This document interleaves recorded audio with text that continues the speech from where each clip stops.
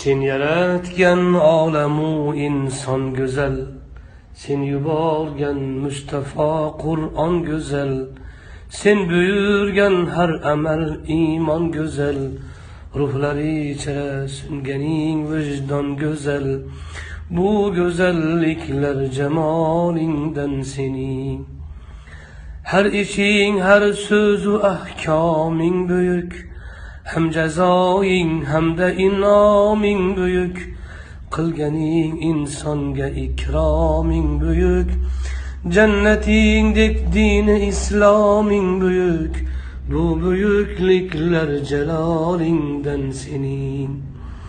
Sen yaratmış ikki dunyoing tugal, har sifating hamma asmoing tugal.